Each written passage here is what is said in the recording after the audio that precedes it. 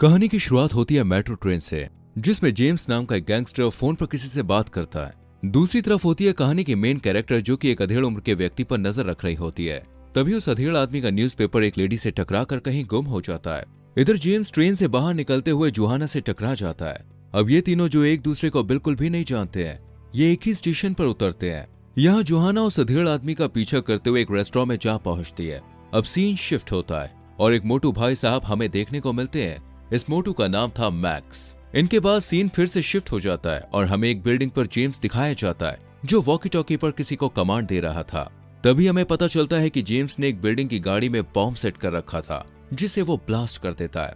Blast के चलते उस बिल्डिंग में आग लग जाती है। तभी फायर ब्रिगेड की टीम आती है, लेकिन फायर ब्रिगेड के साथ साथ यहाँ कुछ लुटेरे भी आते हैं, जो बैंक में घुसकर बंदूक के नोक पर चोरी करके वहां से भाग जाते हैं। तभी जेम्स को वहां पुलिस आती हुई दिखाई देती है। वो तुरंत ही मोटू मतलब मैक्स को पुलिस के बारे में बताता है और मैक्स ट्रक लेकर उन पुलिस वालों की गाड़ियों के सामने पहुंच जाता है और दूसरी तरफ से भाग निकलता है।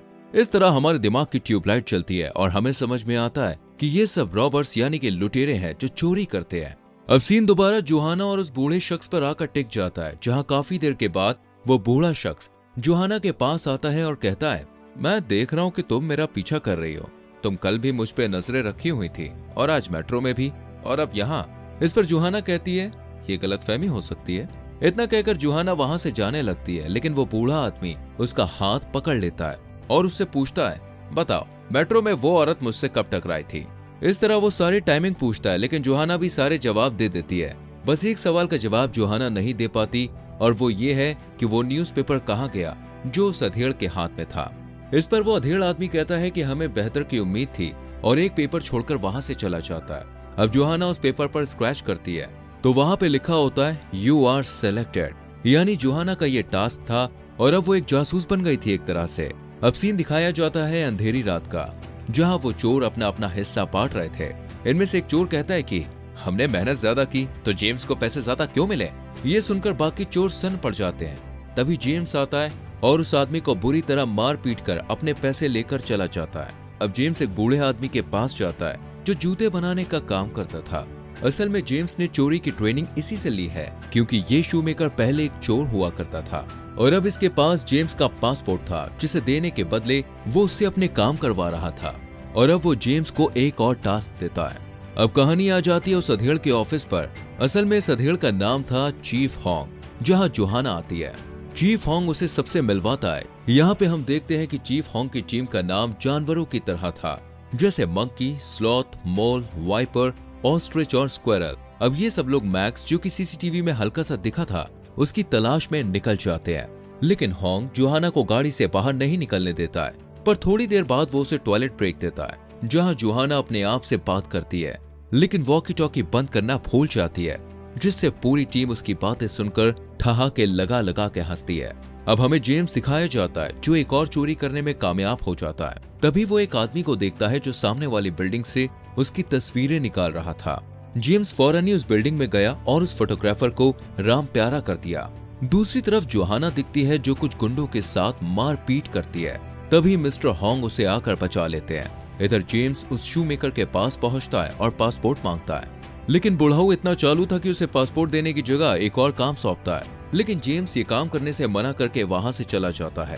तभी उसकी गाड़ी में दोस्तों एक कॉन्ट्रैक्ट किलर आता है, पर यहाँ उल्टा चोर दूसरे चोर पर भारी पड़ता है। मतलब जेम्स उस कलर को ही किल करके शूमेकर के पास जाता है और कहता है, बस ये आखिरी बार है, अगली बार अगर तुमने पासपोर्ट नहीं दिया तो तुझे ही मार दूंगा। इस पर वो बूढ़ा बत्तीसी चमकाता है और जेम्स वहां से चला जाता है। वही लगभग 17 दिनों तक मिस्टर हॉन्ग और उनकी टीम भी जेम्स की तलाश में उसी एरिया पर रोजाना पहरेदारी कर रही होती है।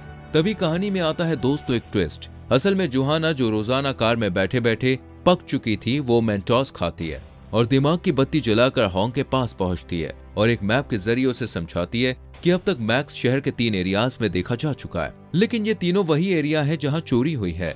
और ये तो आप जानते ही हैं कि चोर कभी भी चोरी वाली जगह पर नहीं आता है, यानी कि अब वो आएगा शहर के मिडिल पार्ट में जहां चोरी हो सकती है।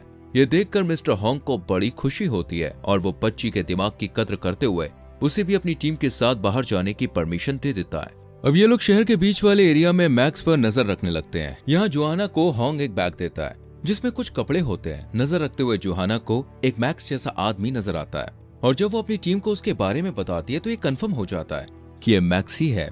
तभी होंग जोहाना को कहता है कि अपना लुक बदल दो ताकि वो तुम पर शक ना कर पाए। इस पर जोहाना चलते चलते ही कॉप से एक नॉर्मल गर्ल में परिवर्तित हो जाती है। तभी वो आदमी बोले तो मोटू एक दुकान में जाता है जहाँ स्क्विरल पीछे के दरवाजे से जाकर उसका असली चेहरा देख लेता है और उसे पहचान लेता है।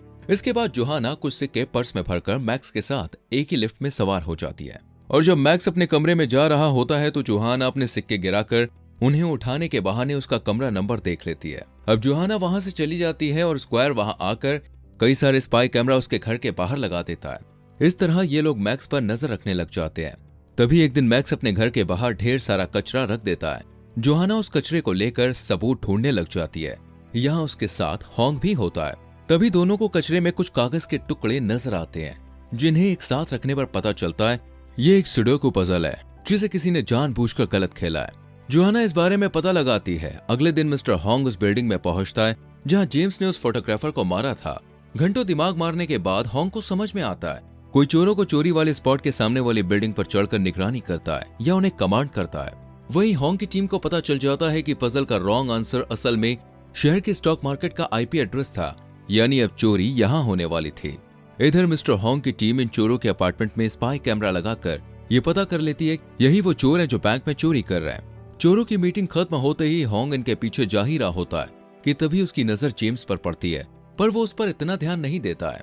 अब जेम्स स्टॉक मार्केट के सामने वाली बिल्डिंग पर जाता है और पुलिस को देखकर अपने चेले चपाटियों से कहता है कि वापस आओ, अब हम चोरी नहीं कर पाएंगे। और इतना कहकर वो बिल्डिंग के नीचे उतरने लगता है, लेकिन मिस्टर होंग उसी बिल्डिंग के टॉप पर जा रहे होते हैं।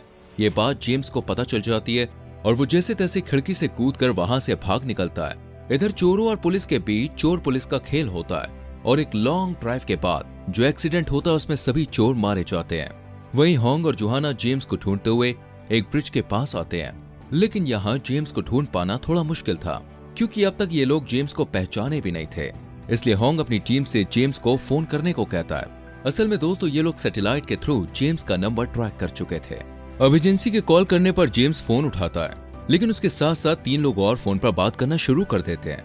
ऐसे में पता लगाना मुश्किल हो गया कि जेम्स है कौन, लेकिन जेम्स को समझ में आ गया कि ये उसे फंसाने की एक चाल है।